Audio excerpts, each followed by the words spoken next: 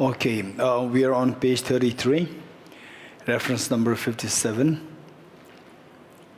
We read the annotations. Second, rejecting the position that compassion cannot progress infinitely despite training in it for many lives, has two parts. One, unlike leaps, compassion does not require repeated efforts to reach the same degree of progress.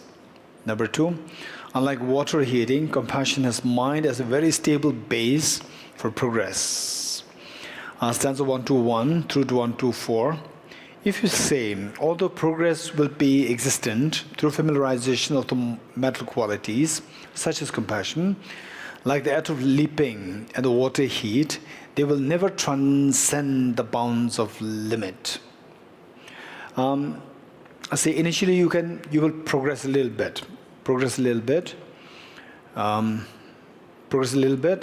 but then you'll reach a set point where from this you cannot progress any further. Like the jump, you miss somebody who is like young, like in their 20s. If they never practice jumping and then suddenly they start practicing jumping, it'll reach to some extent. For example, say from the 1 meter to like 1.2 inches, 4 inches, 5 inches, and then like 2 meters something from there, then you cannot progress any further. Like with water, as we learned this morning, the water, you boil it or you try to heat it up, then it will reach temperature increases 10, 20, 30, 40, 60, 70, and it continues to become hotter. And then like 100 degrees centigrade from there, you heat it, then it will not reach beyond that point, it will only disappear. Because the water, the base is not stable. There's no stable base. So this is what the opponents, they apply to the practice of the compassion, practice of the mental qualities. So they apply the same thing, say that even with the mental qualities, you will not grow any further. You will reach to a set point. Line 4, Acharya Dharmakirti, is the reason for not proliferating of the mental qualities the following. The not proliferating, meaning not growing any further beyond a point. What are the reasons following? One, the dependence on repeated efforts after the initial act. Same, for you to be able to jump to 2 feet high. Today, whatever effort did you put, the next day you put the effort. It is not to jump after 2 feet and more. Just to jump the same 2 feet, you need the same effort put. Is this what you're saying? If this is what you're saying, then the effort that you put is, you cannot put like the infinite effort in one day. And then whatever effort tomorrow, whatever day after tomorrow, the jump does not really increase. Is this the reason what you're saying? That dependence on repeated efforts, not cumulative. Again, you have to repeat from the beginning, not being cumulative. Is this the reason? Or the base of these qualities, base of the mental qualities, such as compassion, is not stable. Like the water, you heat the water up, and at one point, 100 degrees centigrade, water disappears. Like that, you may say that the base of the compassion, these qualities, is not stable. The nature of the mental quality is not as such. So with the nature of mental quality is not the way the water displays, the way the jump displays. Whereas for the leap and the water heat, the potential which aids the leap and the water heat does not have the potential to aid the subsequent moments, which means that, say, once you reach 100 degrees centigrade, then however much you heat the temperature, you give heat to the water temperature will not increase. The jump 2 feet and beyond this, generally we cannot go beyond this. The potential to do that more does not happen. It's not a cumulative effect. Nor is the basis stably durable. For the water, the basis is not stably durable. Therefore, progress exists initially, but infinite progress is not the nature of these things. For the water and jump, progress is there initially, little progress is there, but then this progress will not be infinite. Whereas with an action done for familiarization is the mental qualities. Whereas with an action done for familiarization with the mental qualities, it does not require repeated efforts. Meaning that you practice, you reach to some level of compassion level, and then the next year you practice, the improvement will not be from the scratch, it will from where you left. Unit 3, then the next day you practice it, it continues from Unit 3. You build up on that. It's not again that you have to start from zero. So it's a cumulative effect. The earlier efforts will make the difference. The efforts, their job is already done. Now you do the next effort. This will be for the Unit 4, 5. Compassion, let's say Unit 10. Or whatever unit. Say, to reach to Unit 3, you put some effort. So that effort is not waste. So Unit 3, the next you put effort, that effort is not for Unit 1, 2, 3. The next effort is for Unit 3 and beyond, Unit 4, 5. So this is going to be cumulative. What you, earlier effort, the next effort you put, you combine together. It's a cumulative. So combine together will take you to the Unit 3 or 4 or 5. The earlier efforts will make the difference. Earlier efforts, the cumulative effect is there, make the difference in proliferation. 1 to 5. If the mind is familiarized with compassion, spontaneously does it flow. So because this compassion is a mental quality, the base is very solid. What is the base of the compassion? What is the base? Mental consciousness. Mental consciousness is the base. And what makes us think that the mental consciousness, the base is very strong? What makes us think that? The base, mental consciousness as a base is very stable. Stably durable or stable. What makes us think that it's very stable? Anyone? Mental consciousness. Sorry? Because mental consciousness doesn't depend on a body. Okay, mental consciousness does not depend on body, so it is very stable. Is this what you're saying? Yeah. The mind is on its own. Okay, mental consciousness, it is very stable. It doesn't depend on the body. It simply sustains by itself. And it never, in other words, mental consciousness is very stable because, okay, anyone else? Here, Sean? Because the mental consciousness never annihilates. Never. It always remains. Water, you heat it up, it reaches to the 100 degrees centigrade, it disappears. A form of annihilation happens. A form of, I'm saying form of. Why form of? Because it becomes vapor. The material is still left there, but not in the form of water. Okay. So this is, whereas mental consciousness, all right, mental consciousness, however much you may suffer, mentally you may suffer, but mental consciousness will not become smaller. It will not become smaller. It will not evaporate, right? Okay, at the most it becomes very aggressive, and then this aggression can be seen in the physical or verbal. Otherwise, the mental consciousness per se, it will never annihilate. It will continue to remain as it is. So the ground is very stable, or the base is very stable. And then, what is number 2? One is the base is very stable, and number 2, it does not require repeated effort. Meaning, it does not require repeated effort, meaning, anyone? It is cumulative. It has the cumulative effect plays there.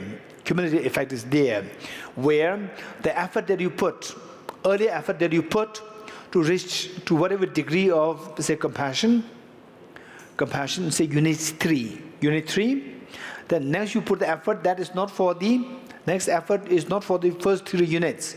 First 3 units, earlier effort is still that, effect is still there. So whatever effort you put is for the next unit 3, 4. It's a cumulative. Okay. So with these 3 things, with these 2 things intact, then you practice, it will go at infinitum. It can go infinity. If the mind, page 34, stanza 1 to 5. If the mind is familiarized with compassion, spontaneously does it flow. It is like fire consuming fuels. For example, the huge fires, they consume, they just blaze, they just burn things so instantly. And mercury reacting to gold. Okay, now with this, what we have to learn is that compassion, if you practice, it can grow infinitely, because for 2 reasons. The base is stable and it does not require repeated efforts. Repeated efforts, and it flows naturally. Two reasons. One is that the base is stable and it does not require repeated efforts. Because of these 2 reasons, it flows very spontaneously if you practice. Okay, 2 reasons. Stanza 1 to 6. The attributes such as love and affection, which are generated, or compassion are generated, are born as qualities with the nature of mind. Now, the stable base. How the practice of love, practice of compassion.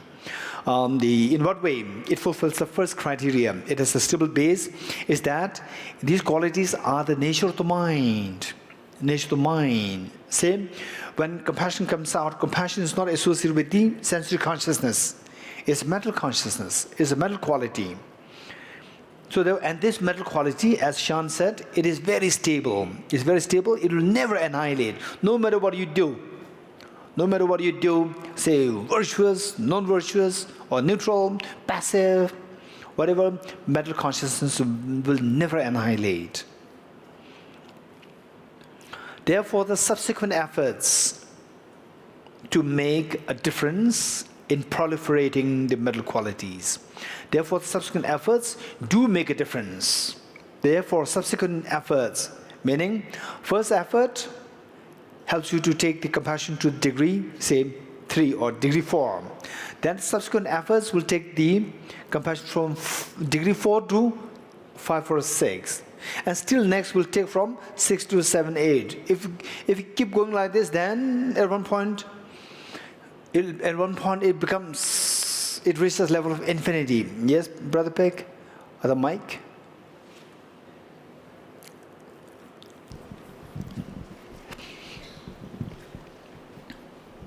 Thank you. Geshe, I'd like to share about the quality of mind at this stage.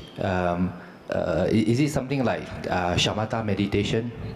Yeah, when I learned shamatha meditation, at first it takes tremendous effort to practice that. But then when I figure out, what is meaning of mental object, what is meaning of focusing, so that tiny bit of be able to focus, and when mind gets distracted, the tiny bit of ability to bring the mind back, once I get that, then is when I do it again the next time, that is like quite natural. Then exactly, from there, I just build from there. Exactly. So this is applicable. This what we are studying here is applicable even to the single point of meditation. Likewise to the emptiness meditation. Emptiness meditation is very profound, and to even get a feeling that, as though like emptiness, when will we get? And particularly, of course, in the monastic universities like Ganden, Sera, Depong, and the monastic academic institutions in Sakya, Kakyu, Nyingma, Gelu, all these traditions where very thorough studies being done. Of course, there are many people who realize emptiness. But if you go there in these places, you discuss with these people, you will never find anybody who would say that I realize emptiness. They will all say, emptiness is very, very far away. They will say this, but no doubt there are people who realize emptiness. Okay, so what I'm saying is that even emptiness is very sophisticated. You start it Just start it. Study well. Of course, some materials are required. Study well, then reflect on this. And then whatever with the reflection you get some kind of conviction or confidence, then you keep practicing it. Meanwhile, going for extensive learning. Both things must happen together. 3 things. Study, more extensive studies, plus reflecting to see whether what you have studied makes sense to you. And then whatever makes sense to you, then try to habituate it in terms of the practice, in terms of the feelings. Just keep doing it, and then you see that it becomes deeper. This is how it happens. It's a cumulative effect. Likewise, single-pointed meditation. Earlier, distractions, mental laxity, all these things often is being felt or it happens. And then you practice more with the focus on the paying attention on point number 3 and point number 4. Identifying the errors of meditation and applying the remedies. With these two points, the thought of, the paid attention, and then you do it, then over time, you can easily identify the thought process coming. Otherwise, in a meditation, you think you're meditating, and then your mind is already distracted for like 2-3 minutes. You are unaware of that. In fact, in some cases, it goes like 10 minutes. You're unaware that your mind is distracted. And people think that, wow, he's a great meditator, she's a great meditator, like this. But actually your mind is into the shopping malls, already there. Not at all meditation, right? But if you are very precisely attentive to these 2 points, point number 3 and 4, then gradually you'll be able to catch. Whenever the mind is distracted, or when the mind becomes lax, you'll be able to catch it. Again, you bring it back. And then gradually, all these steps are there, 9 steps are there. Gradually then, we see that the gross ones, they don't attack anymore. Then the subtle ones are there. Subtle distractions, subtle laxity are there. Even you identify the subtle ones. Earlier, forget about getting into the subtle ones. Even identifying them doesn't happen earlier. Okay, so then gradually the mind is freed of laxity and introspection, and your mind naturally flows. And so like you are relaxing, actually your mind is meditating with no effort. So the great practitioners say that no meditation is the best of the meditation, which means that you are so relaxed there. So no excitement, no scattering, no mental laxity attacks you. So your mind is so relaxed, and whatever you're meditating, you are right there meditating, but without any effort. It's so relaxing like this, without effort, relaxing like this. You say, okay, I'm now resting. Resting means you are just not doing anything. It is exactly like not doing anything. So that is what the great saints, what great practitioners say, that no meditation is the best of the meditation. And people take it literally. People take it literally. Just say, empty your minds, right? Particularly to new people, it's a disaster. Empty your mind, stay relaxed, empty your mind, close eyes, and you raise hands, shake your hands, move it down, empty your head with the mind. Oh, no need to meditate. This is the best meditation. This is a disaster. So this is a very high-level practice where first we put effort. You try to draw your mind, exercise your mind, discipline your mind, not to chase after things, not to fall asleep. Chase your mind. And then the mind becomes more and more pliant, more obedient to you. And at a point, your mind is so relaxed. What do you measure? Emptiness? You get emptiness and you don't need any effort. So effortless state there. It is like effortlessly sitting like this, effortlessly sitting on emptiness. So this is without effort. So effortless meditation is what the great saints refer to as the no meditation. No meditation is the best of meditation, because the whole purpose of meditation is to see emptiness in its most truest form in a very relaxed state.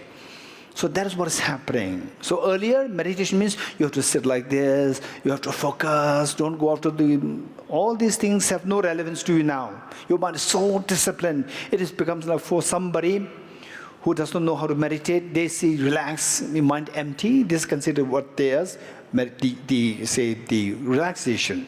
So meditation means you have to put effort. It becomes effortless. So this effortless is very much like those people without meditation sitting like this, same. So no meditation is the best of meditation. This is meaning on a very advanced level. Okay.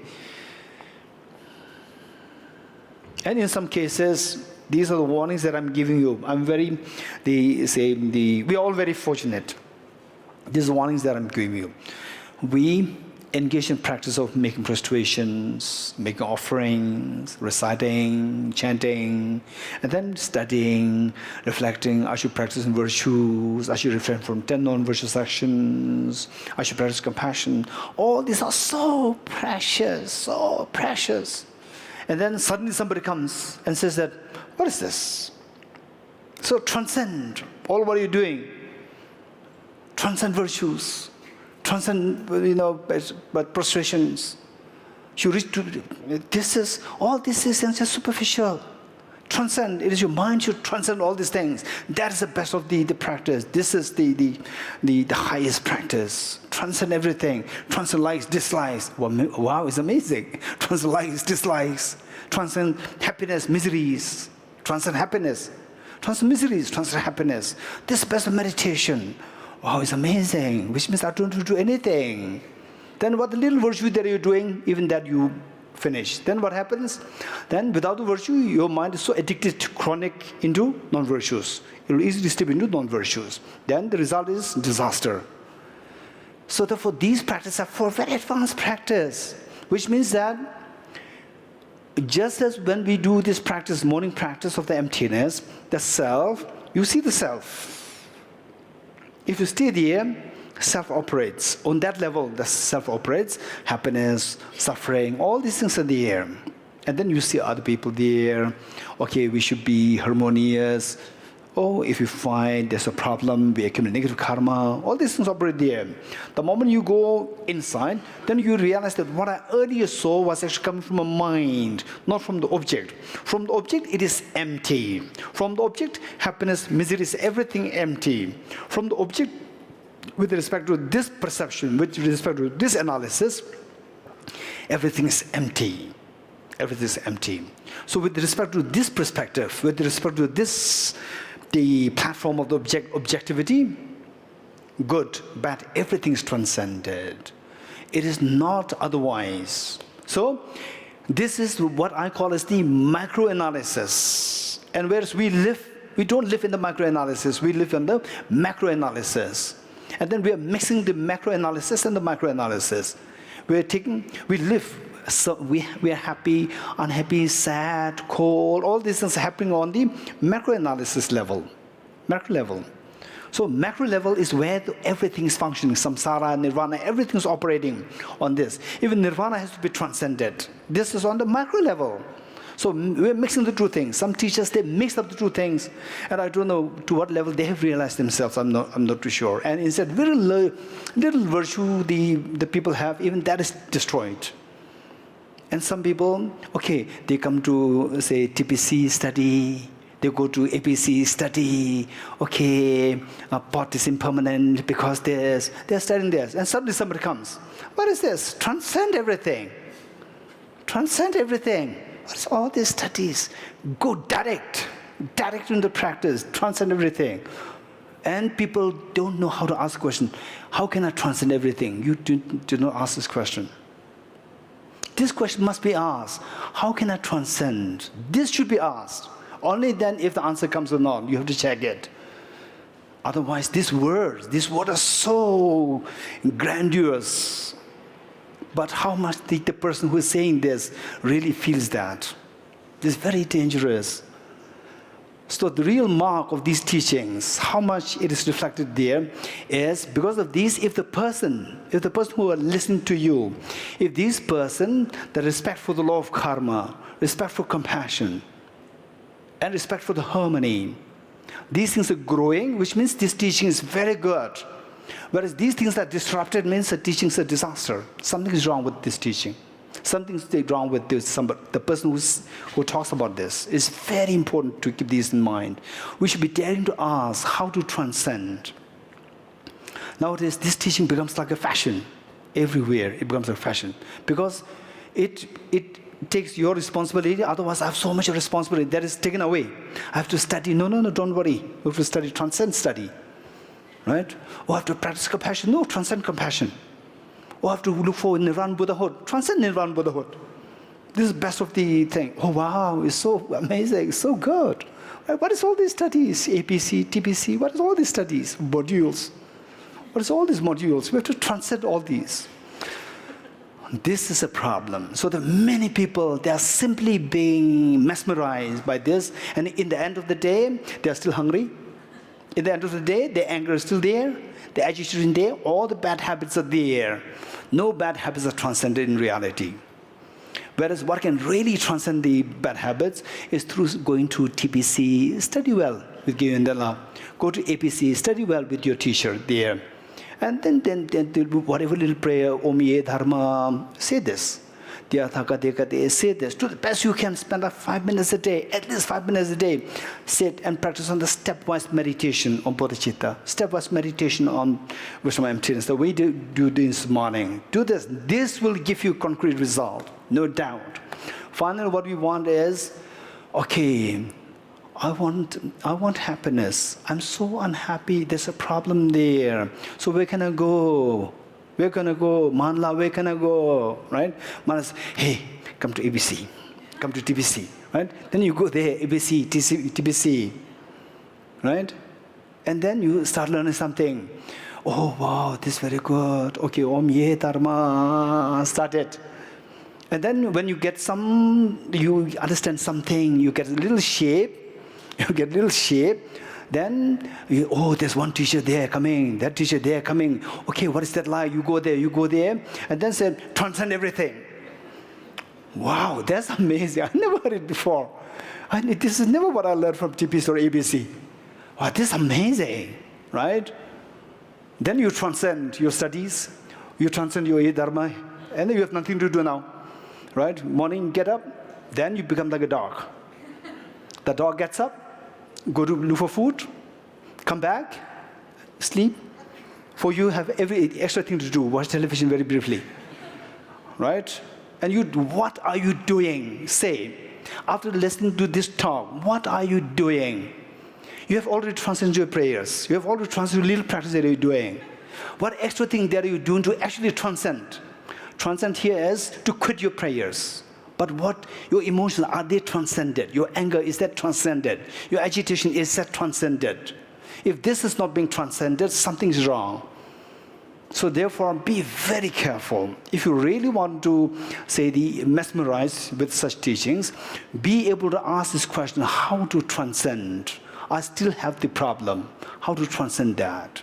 You should be able to ask this question. If the answer comes, and if you realize something, now I don't bother about my problems.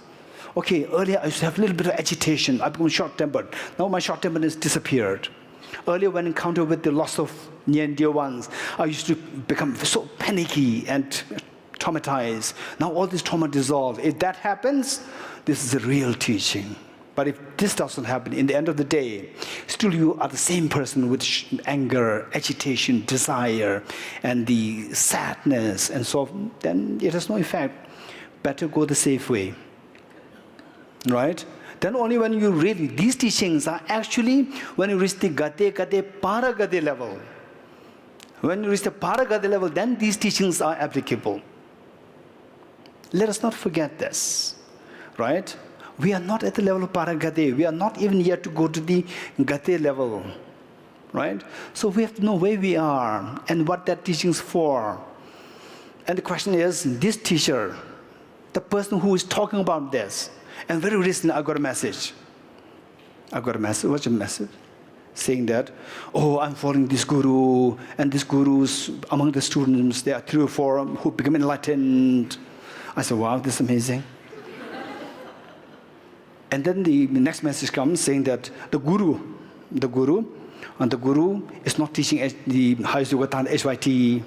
he's not teaching because he said that he's not eligible for HYT. Then I wrote a message saying that, wow, it's amazing. The Guru is not even daring to touch HYT. And the students have already practiced and become enlightened. Right? This is blind faith. To believe that somebody says, oh, the students have become enlightened. Oh, you believe they become enlightened. This is total blind faith. So if you don't ask these questions, if you don't know how to ask these questions, and you are mesmerized, this is a blind faith. Let us not forget this, because this has now become quite a fashion everywhere. This teaching has become quite a fashion. It's a very high-level teaching. There's no problem. But it's not really ground. We have to do something.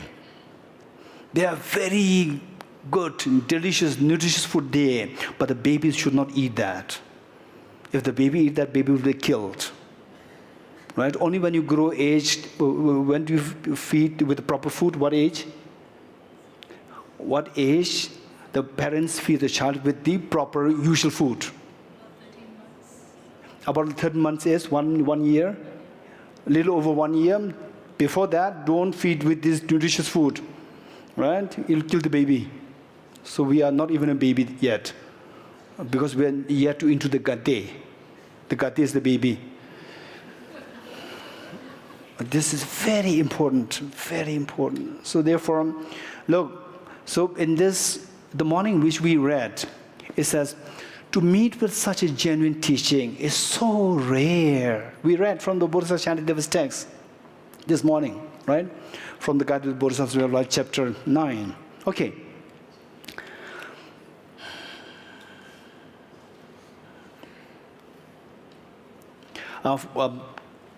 Stanza 127.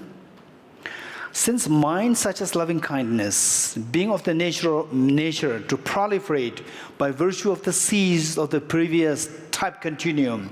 Type continuum meaning same type continuum. Same type continuum. Earlier compassion, later compassion. These two are similar in nature, similar in type. Earlier one is also compassion. What you generate now is also compassion. These two are the same type continuum. So in a way, second moment of compassion is the continuum of the first moment of compassion, and these two are same type continuum, which is the same type as the earlier cause. Since minds 127, since minds such as loving kindness, being of the nature to proliferate by virtue of the seeds of the previous type continuum, meaning the previous continuum. Continuum means, for example, say 2019 is a continuum. 2019 is a continuum. It's made of 12 months. It's made of 12 months. So each month is like the bead of a rosary, bead of a mala. Each month like a bead of a mala. Now, these 12 months put together, we call it 1 year. Now, that is a continuum. These the beads, individual months put together is known as the continuum. So within this continuum, there are earlier moments and the later moments. You're getting it? For example, if you practice compassion since 2000, let's say since 2010, now it's 2019. For 9 years, you have been practicing it. So the practice of compassion is in continuum of 9 years. 9 years, put them together, it becomes a continuum. For example, okay, somebody has some mala.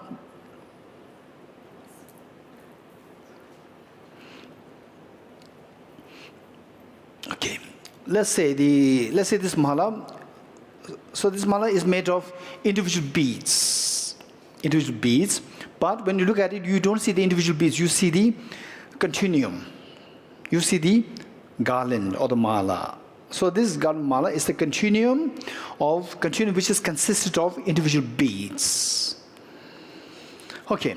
So likewise, our mind, the practice of compassion. If you have been doing compassion practice, say since the 2010, today is 2019. For 9 years you have been practicing it. 9 years means individual 9 years. Individual years, 9 of them. So 9 of them, put them together. Oh, I practiced for quite some time, for a continuum of time.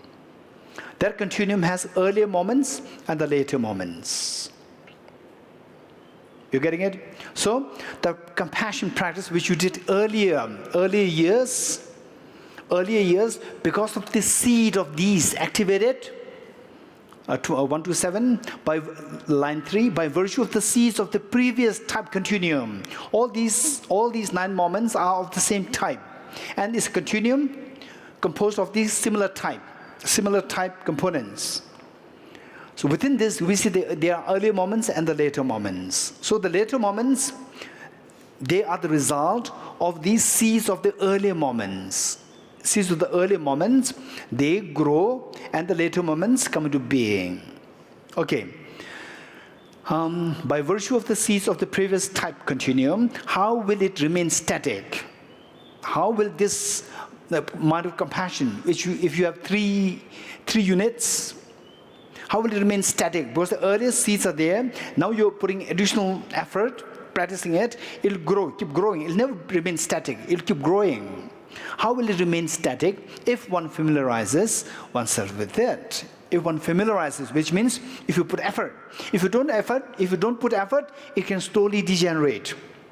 It can degenerate if you don't put effort, because you are bound to meet with discordant factors, like people, very nasty people, agitating people, some people who can, your compassion is very weak, is vulnerable. Vulnerable means easily affected by external factors. So when the compassion is attacked, when your compassion is weak, and you encounter with people, oh, compassion, then the person takes advantage of you, then you stop benefiting. Your compassion slowly diminishes. So whereas if you keep practicing this, familiarize means to keep practicing it with effort, then it'll keep growing. The additional earlier seeds are there. Earlier seeds of the same type continuum are there. These seeds germinating, you put more water, again it germinates more. So it keeps growing. This is how it works. 1 to 8. Whereas earlier moments of the act of leaping do not proliferate into the next higher measure of leaping, as the power of the causal force and the efforts are definite with limitations. So there, whereas in the case of the jumping or the leaping, there the body has the set limit. The body cannot jump to like the 100 meters. Cannot jump 100 meters. It's already limit there, set limit there. So limit, if your body has the limit is like, say 2 meters, and then you can jump like 1 meter. You practice it, it will take you to 2 meters. From there you cannot improve any further. This is the limitation of the body, whereas the mind does not have that limitation. 1 to 8. Whereas earlier moments of the act of leaping do not proliferate further, do not go any further into the next higher measure of leaping, as the power of the causal force and the efforts are definite with limitation. They're limited, and they require repeated efforts. Efforts will not be cumulative. Efforts will not be cumulative. They require repeated efforts to reach to the same level. So therefore, if the repeated effort is required to reach the same level, then when will you reach the next level? There's no chance. Therefore, the act of leaping is with definite limitations. There's a set level of improvement, beyond which you will not improve any further. 1 to 9. Initially, the person cannot jump as in the future. Okay, say you have the capacity, your body has the capacity to jump to 2 meters. But you are not trained. So what do? You jump half a meter. And then with more practice, what happens? It keeps improving. It keeps improving. And then you reach 1 meter, 1.5 meters, 2 meters, finish. Okay. Initially, the person cannot jump as in the future due to the discordant factors within the body. You are not exercised. Initially, you are not trained. You did not use your potential fully. So because of the discordant factors, there no exercise and so forth. With effort, as the discordant factors, for example, said that the sports persons, the diet is very strict. You know that. Diet is very strict, when to sleep, right? And all this, a very strict regime has to be followed. So whereas we are not following that, because we are not following that, our, say, the potential to jump, whatever the height we can jump, that is not coming out. So if you follow this regime so strictly, you'll keep improving it. And even following this regime very strictly, you will reach a set limit. Beyond that, you cannot go any further. With effort, as the discordant factors are gradually eliminated, it will reach the height, limit bound by the limits of one's power. And beyond this, you will not improve any further. Next, if the above points were true, now the opponents are saying, Charvaka and others are saying, if the above points were true, why has not basic compassion transformed into great compassion in all sentient beings by now? Okay. How many of us were in samsara? For how many lifetimes we were in samsara? You ask yourself. 10 lifetimes or 2 lifetimes? Just came newly in samsara? Since time immemorial, we have been there. So, since what time you have demonstrated compassion? Tell me. Did you demonstrate some degree of compassion? Love for your children, love for your parents, love for your husband, love for your wife, and so forth. Did you demonstrate such a compassion before? Since when? Since limitless, since in the immemorable time, which means that compassion must have been now become a great compassion now, right? Because you practice it since immeasurable lifetimes before. So this cumulative, but now it has become infinite, right? Infinite times has lapsed now. So now the compassion must have been infinite. Okay, it's amazing. 34. If the above points were true, why has not the basic compassion within us, each one of us, transformed into the great compassion in all sentient beings by now? Because we got the chance to practice this for innumerable time. Not only we got the chance, we also displayed compassion, right? Say, at least like in infinite times of some compassion to your children, some compassion to your father, mother. We displayed that, right? Infinite times. How many of you demonstrated this infinite times, although very small?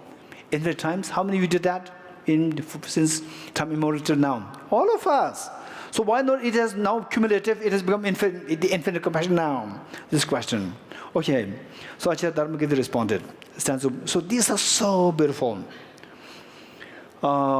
Say where the complications. Where the complications, loopholes, if you don't fill up the loopholes, if you don't think about the loopholes, then you go there, suddenly you come to realize that there's this problem there, there's this question there, then you get stuck and you lose faith in the teaching.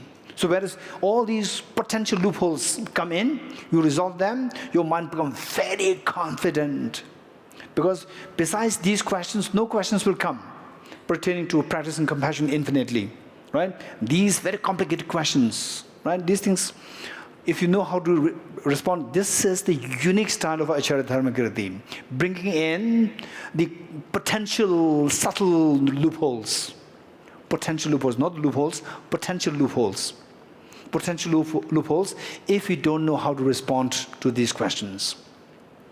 130. Although loving kindness arises from its seed, if what is causally related to the seed is not hampered by the discordant factors such as anger, the mind should have been the nature of this loving kindness. That's true. So Acharya Dharmakirti said that, for example, let's say so I have a friend. So sometimes when I go to his place, I stay in his house. And in breakfast on his table, before the actual breakfast on his table is, one side, bunch of medicines. On the other side, Coca-Cola. And what is this? Then I ask, what is this medicine? There are a bunch of medicines. Allopathic, Ayurveda, homeopathy, no Tibetan medicine. And this bunch, really, literally, is a bunch of medicines there. I said, what is this? What is this medicine? It's for diabetes. It's my sugar problem. Right? And what is this? This is Ayurveda. What is that? This is the homeopathy. And the allopathy, I know. Wow, okay, what is this? This is Coca-Cola, I like it. Right? So these medicines, if somebody who is on a very strict diet regime, even part of this medicine, the person will, the diabetic problem will be over. But this person is taking this bunch of medicines for a whole life, right? Why it is not, why the diabetes is not getting cured? Because the discordant factor is there. Discordant factors there. The discordant factors are nullifying all the effect of the medicines, right?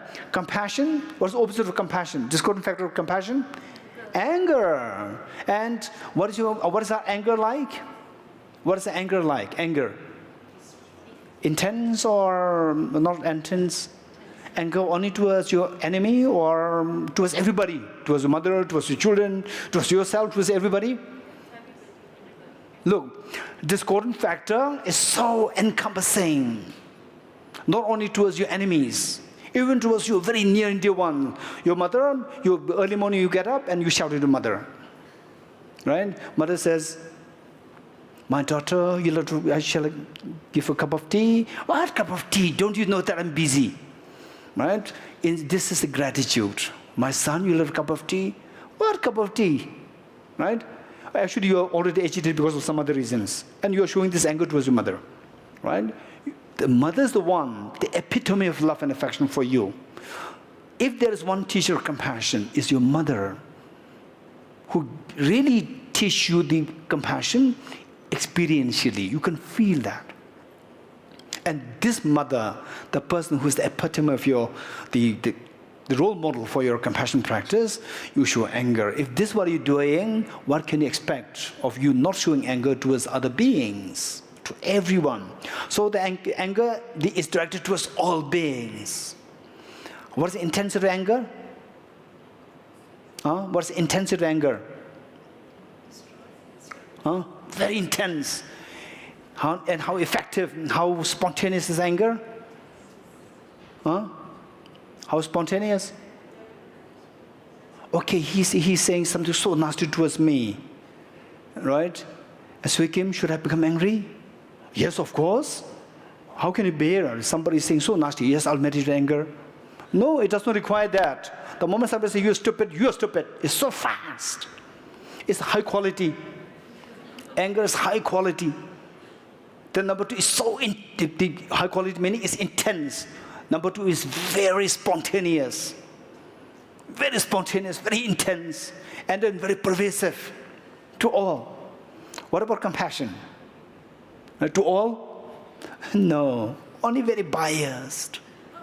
Very biased. Only if the other person does something good to you. Right?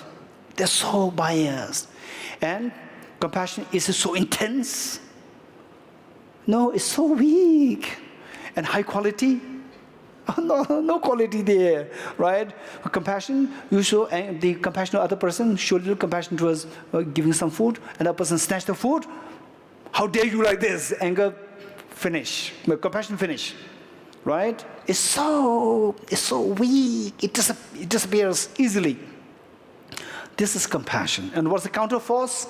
Counterforce is so pervasive, so high quality intensity, and very spontaneous. So little compassion that we have, it is easily nullified by the discordant factors. So therefore the compassion is never accumulated. It never becomes cumulative. It never grows, because constantly it is being nullified by the discordant factors. Okay, 131. Through familiarization of so therefore the message here is what? Finally, if you really want happy, right? If you really want to help others, if this is your motivation, of course compassion is a means. Right? If that is not the case, if you really want to be happy yourself, the more sensible thing to do is practice compassion. Practice compassion unconditionally. Unconditionally. And practice compassion unconditionally can never happen similar the morning, the way we do. The morning the way we do, okay, may all sentient beings be free from suffering. Oh, these are very good. But then if we just do this practice, compassion will never grow. Don't forget it. Even with this practice which we're doing this morning, right? With morning, may all beings be freed from suffering in the cause of suffering. Just by saying this, wholeheartedly you say this, still it will not grow. It will grow very limited, very small. It will never grow the exponential. It will not grow. How to make it grow? Still the question is there. Do you really feel it strong? Do you really feel it? Or words are flowing? Or the mind is really flowing? Minds are not flowing. Words are flowing. Right? How to make the mind flow? These words are very precious. Words are so precious for a good food. Ingredients are required. Plus the utensils are required. Utensils are also required. Very sophisticated utensils are required for have the cheesecake and so forth. Right? And then recently I learned that cheesecake, you have to boil it in, you have to bake it in water. Not boil in water, bake in water. Very interesting. I learned about fried cheesecake, what is that? Fried ice cream. Do you know fried ice cream? Right? I learned about it a few years ago. Fried ice cream. Fried means put in heat. Ice cream means ice. These are two opposite things. Now, bake the cheesecake in water. Bake, not boil in it water. Bake it. I asked how to bake it. Then I learned how to do it. Now I know how to bake in water. Okay, so what I'm saying is that it's not just the ingredients. Ingredients plus the container, very sophisticated containers, they're required. So reciting, chanting, making prostrations, mantras, then they say observing the 8 precept Mayanam, the mind of the ceremony and so forth. All these things are like the very sophisticated containers. What's the content? Bodhicitta and wisdom of emptiness. These two are the contents. All others are like the containers. Right? Now the point is this content, compassion, how do we make it grow? For example, may all the sentient beings be free from suffering and the cause of suffering. It's not spontaneous. It's not really, your mind is not flowing. Words are flowing. Words flow is very easy to let the words flow. But the mind is not flowing. Mind is not flowing. How to make the mind flow? We have to ask these questions. Only way by which to make it happen is through analytical meditation. Only way by which to make the mind flow and experience to grow in you is through analytical meditation. Analytical meditation, we are so lucky to have encountered with, say, the two great methods, the sevenfold cause-effect method and the method of equalizing and exchanging self for others. These two methods taught by the great teacher, Adisha Dharmakirti, who in turn inherited from Lama Selingpa. We are so fortunate. So these two methods are there. Without these two methods, impossible compassion to reach to the level of great compassion. It's impossible. Impossible. However much you may recite these verses, it will not take you there. Okay, so now the point is how to practice this compassion so that it grows. It keeps growing. How to do? Two things. Okay, one, remove the discordant factors. Remove the discordant factors, because the discordant factors is like the Coca-Cola there. What are the discordant factors like? Coca-Cola. Don't forget it. Right? And then remove the discordant factors to the best you can. It's not that, from today on, I should not be showing any anger. And the next day, again, you somehow anger comes out. Then, okay, no point. Now the discordant factors are so powerful. I give up. This is wrong. Mentally, I have to take away the discordant factors to the best I can. Don't say, I'll take away the discordant factors completely. Don't say this. This is very unrealistic. If you begin with a very unrealistic approach, you will never reach there, because the reality is very different. You have to start with the reality. So you should be realistic. What's the realistic approach? Take away the discordant factors to the best you can. For example, say anger. If somebody, you're a stupid guy, right? And then mentally anger arises. And then what happens? You stupid guy. Words come out. In some cases, if you're very short-tempered, the glass may hit. Very impulsively, right? Reflexive hit. And then the disaster happens. So physical, verbal, they are under your hand, in your hands. They are under your control. Mental is not really in your hand. So the point is, remove the discordant factors to the best you can. Don't say that, I'll remove the discordant factors completely, right? Some people, when they hear about this great compassion, so forth, oh, it's amazing, I'll practice great compassion for the next 1 month. 1 month, right? 1 month, right? Okay, then after this teacher, altruism, to benefit all sentient beings, this great compassion, 1 month. 1 month, I'll remove all the discordant factors, right? I will remove all the discordant factors. I'll have no anger, right? Nothing. And then after another month is for the, what is the teacher? Okay, teacher. What is that teacher? Wisdom emptiness. Wisdom emptiness, 1 month, right? Whereas in the monastic universities, they study for years and years and years. They study, debate, reflect, meditate, right? Years and years, still don't get it. And we plan for 1 month, right? Okay. Okay, how many of you make such plans when you were in the school? Okay, study plan. And closer to his exam? Okay, now from this hour to this hour, this chapter, from this hour to this hour, this subject, from this hour to this hour, it works so well the first day. Right?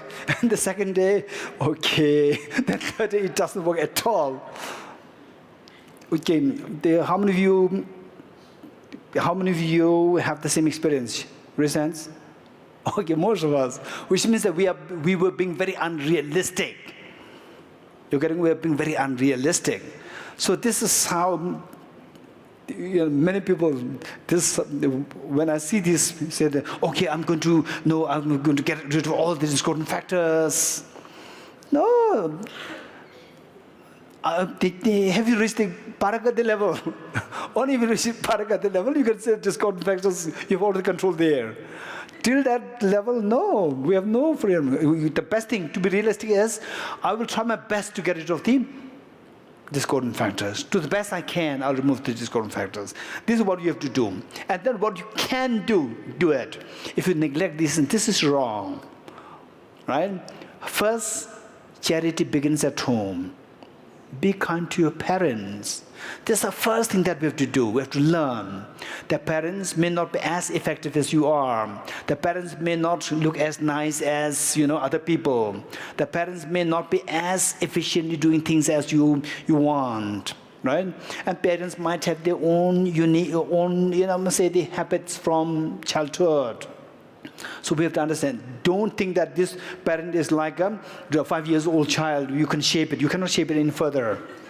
Right? If the parent is drinking alcohol a little bit, you cannot make him or her not drink alcohol at all. Don't try to change completely. Just respect, make him, your job is to make him or her happy, that's it. Your business is not to change her. Right? To the best you can. If you can introduce your practice of compassion. I learned about compassion. Acharya Dharmakirti says something about compassion. Says something, this is what can help. Provided you don't put a strict regime on your parents, because parents are experienced, as experienced as you are. Right? They will not feel happy. So when they're not happy, they're not ready to listen to you. Whereas you make them happy, just respect. They say, oh, my daughter, my son, you'll have a cup of tea. Oh, mom, please sit. Oh, what do you like to have, a cup of tea or coffee? What do you like? I'll serve you. I'll serve you. Look, the mother could not believe. She'll be so happy. Okay, he went to Chen Shui Temple, changed. It's amazing, so good. So she'll be very happy. You're getting it? Then she will ask you, when she's happy, she'll ask you, what did you learn there? Right? She will ask you that. What did you learn there? Then I say, about compassion, Acharya Dharmakirti. Oh, wow, what is Acharya Dharmakirti? Whereas you say, you come there, and the mother says, shall I serve you some tea? What would you like to have? My beloved daughter, my darling son. These are the words coming from mothers. My darling son, my darling daughter. Right? And then you say, what tea? Don't you know that I take only juice? Then mother shrinks. Mother will not ask you what did you learn in Chen Shui Temple. She will not ask you that. Then even if you say something, oh, in Chen Shui Temple we learn, oh, it's very complicated. I see. The mother will say, I see, and then draw back, right? She will not follow up. Whereas if you display this change, okay, compassion begins at home. Charity begins at home. With this, okay, now I cannot expect to change my mother. I cannot expect to change my father. Our job is to make them happy. The little lifespan that they're left with, I'll make them happy. Right? Then with this attitude, you go there and change your attitude to make them happy. They'll be so fascinated. For sure, they will ask you what you learn in Chen Shui Temple. You say, Acharya Dharmakirti. Wow, who's this Acharya Dharmakirti? They will ask this. And what is there in the text? It's about compassion. Wow, compassion is in the other traditions. No? What is so special there? They will ask you this. Otherwise, compassion, wonderful. Then stay away. They will not dare to ask. Because even serving you tea, you are shouting at her. If you ask some other questions, they will shout at you. You don't know anything. This is what, she thinks or he thinks is going to be the response from you. So therefore, they will stay away from you. So therefore, this is how we have to practice. Meaning, take away, to the best you can, take away the discordant factors to the best you can. Meanwhile, then remove the discordant factors, remove the unnecessary items from the house. Remove the unnecessary. So this hall we're going to use for, let's say, this hall we're going to use for, to invite His Holiness the Dalai Lama, because when he's going to be in Chen Shui Temple, we'll make this a beautiful place for His Holiness. Beautiful place. Oh, all the small things we'll remove. These are discordant factors. Remove discordant factors, and then no discordant factors now. But the house is empty. It does not have the dirty things all are removed, but the house is empty. This is not really the purpose. This is to be used for His Holiness's place. Now, we need the things for His Holiness to sleep, His Holiness is to rest, read, and so forth we need. So what do we need to do? Bring in the conducive factors. Remove the discordant factors to the best you can. Bring the conducive factors to the best you can. How to bring the conducive factors? Familiarize in the practice of bodhicitta, practice of compassion. So two things. Remove the discordant factors to the best you can. Introduce the conducive factors to the best you can. Two things.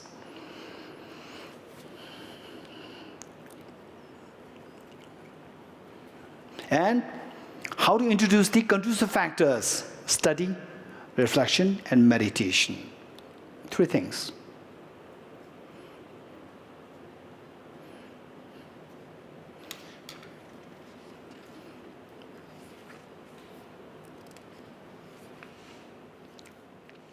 Okay, we'll stop here.